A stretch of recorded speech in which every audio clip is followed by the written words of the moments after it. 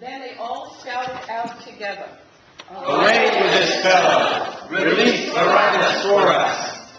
This was a man who had been put in prison for an insurrection that had taken place in the city, and for murder.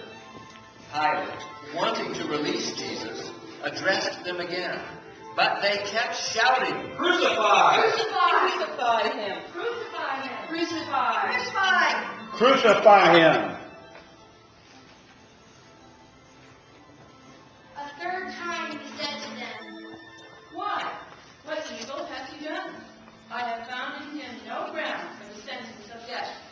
I will therefore have him flogged and then release him." But they kept urgently demanding with loud shouts that he should be crucified, and their voices prevailed. So Pilate gave his verdict that their demand should be heard. He released the man they asked for, the one who had been put in prison for insurrection and murder. and he handed Jesus over as they wished.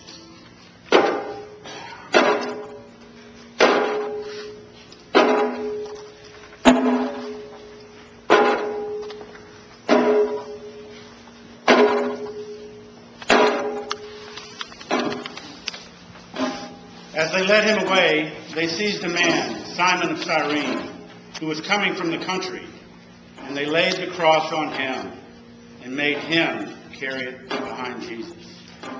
A great number of the people followed him, and among them were women who were beating their breasts and wailing for him. But Jesus turned to them and said, "Daughters of Jerusalem, do not weep for me, but weep for yourselves and for your children. For the days are surely coming when they will say, 'Blessed are the barren, and the wombs that never bore, and the breasts that never nursed.' Then they will begin to say to the mountains, 'Fall on us,' and to the hills, 'Cover us.' For if they do this when the wood is green, what will happen when it is dry?"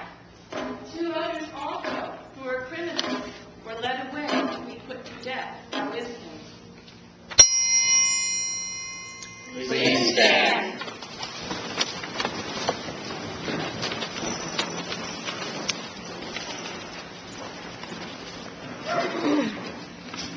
when they came to the place that is called the Skull, they crucified Jesus there with the criminals, one on his right and one on his left. Then Jesus said, Father, forgive them. They do not know what they are doing. And they passed the lot to buy and kill me, and people stood by, watching. But the leaders scoffed at him, saying, He saved others. Let him save himself if he is the Messiah of God, his chosen one.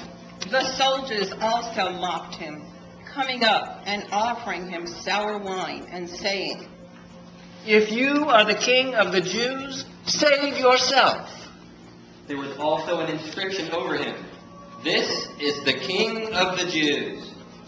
One of the criminals who was hanged there kept deriding him and saying, "Are you not the Messiah?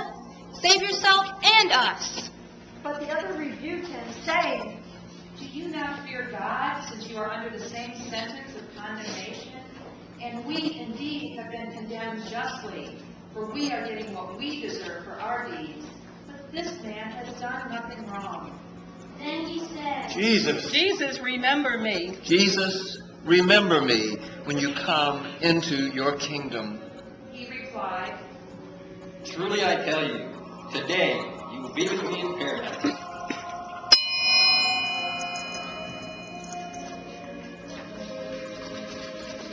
It was now about noon, and the darkness came over the whole land until 3 p.m, while the sun's light failed, and the curtain of the temple was torn in two. Then Jesus, crying with a loud voice, said, Father, into your hands I commend my spirit. Having said this, he breathed his last.